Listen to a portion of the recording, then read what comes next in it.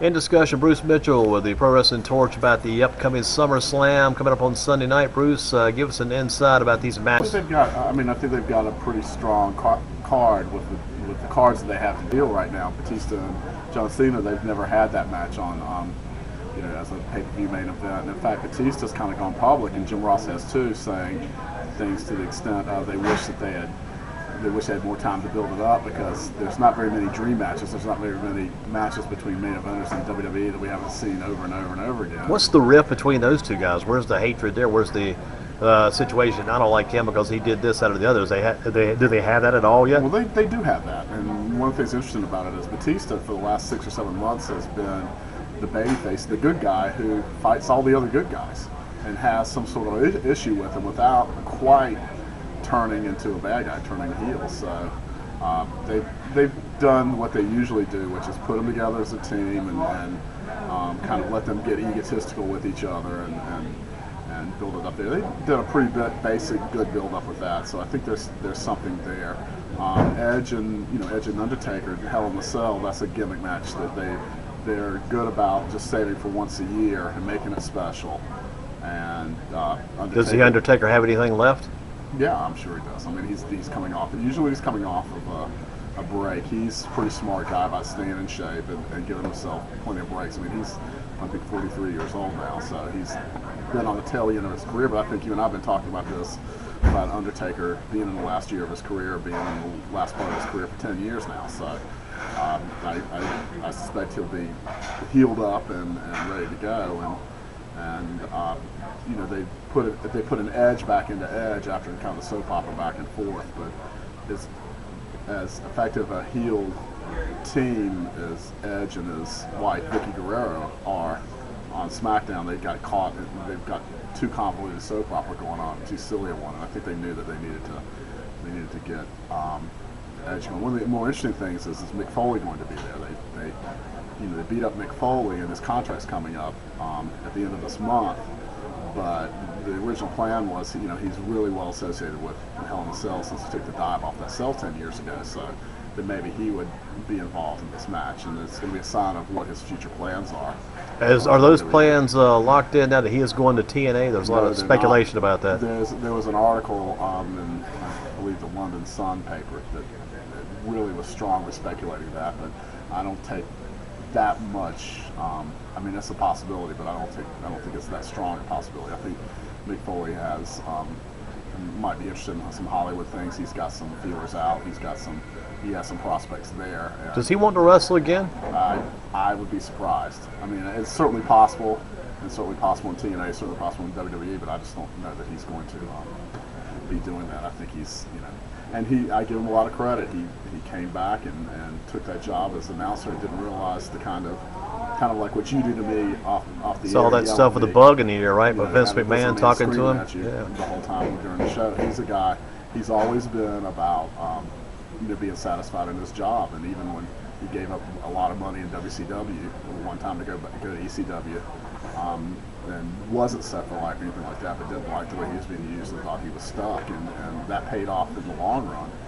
But now he's a guy that saved his money, and now he doesn't want to do something he doesn't have to, and he doesn't appreciate. Didn't think it was a very effective way to manage him. What about JBL and his match with CM Punk?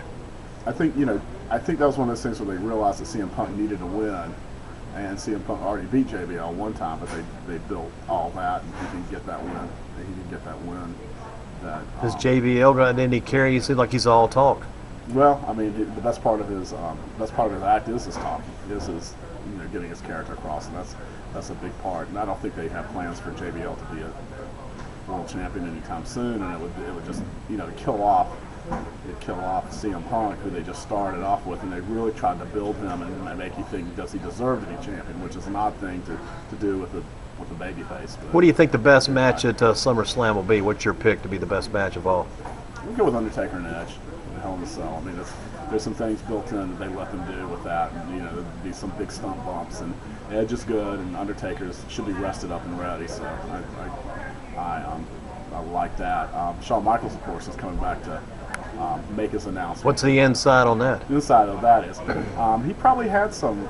I wouldn't be surprised if he didn't have some surgery on his eyes that didn't have anything to do with the angle that he did where Chris Jericho injured him and almost put him out of wrestling. But now he makes his comeback and he starts to get his revenge on Jericho. That's been the best booked, best performed, most enjoyable thing to watch in wrestling in a long time. I mean, the program between Chris Jericho. Yeah, we talked about that some last time. Yeah, Chris Jericho and Shawn Michaels, and the fact that they're taking their time with it really should pay off when they begin to have their matches.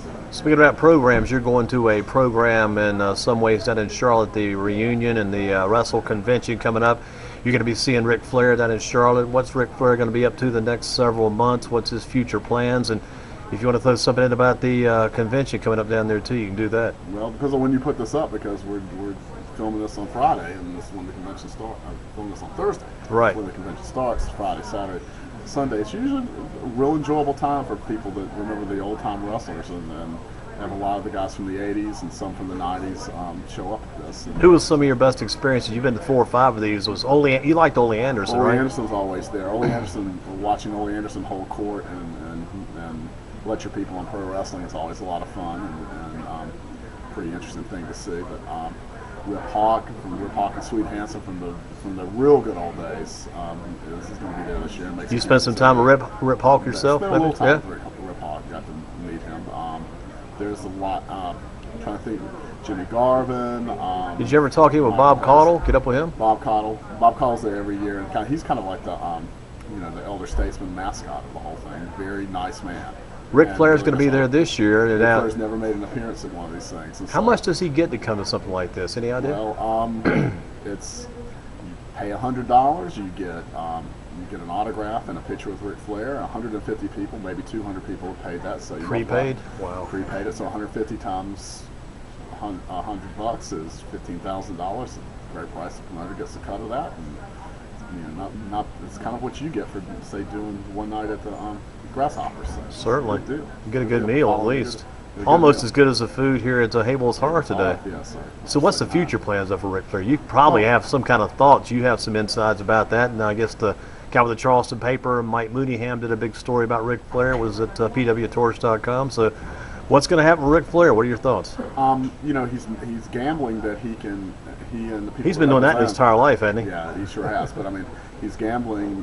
Gillespie agency that represents him outside of WWE is gambling that he can pick up enough work, make enough personal appearances, motivational speeches, autograph sessions, anything but getting in the ring. I think we're not going to see Ric Flair in the ring again, but he can make enough from those type of appearances and maybe some television work that he'll do better than close to $500,000 he was making a year with Vince McMahon at WWE. So I think you're going to see a lot of Ric Flair making appearances like he's making on Friday at the NWA Fan Fest in Charlotte. And I suspect he'll be making those appearances around this area because, I mean, he's more over than he's been in a long time based off of the retirement at WrestleMania. But this is where he's the strongest, and I think this is where promoters will want to have him on shows and that kind of stuff. So this might be your chance to get an autograph. You might have to pay a premium price. $100 is, I don't know how things go on the mainstream sports circuit, but $100 for an autograph is an awful lot of money to make. But still, if you like it, cool. Financially, as far as Ric Flair goes, and as far as his family situation goes, is he in pretty good shape there, or are things still kind of unraveled for him in that department? Ric Flair is one of those guys. Have you ever heard anybody say that their goal in life is to run out of breath and money at the same time? He's one of those guys, and he's had a split from his wife. I don't know that he's getting a divorce, but that's problematic, and he might need to earn as much money as he can right now. So I understood that. I think he's got lots of bills to pay and that kind of thing. I don't think he's broke or anything near that. But I mean, he loves the lifestyle of limousine riding, jet flying, son of a gun, and all that. So he could use the money. Well, I'll see you in September. We'll talk about the next one then. Cool, Andy.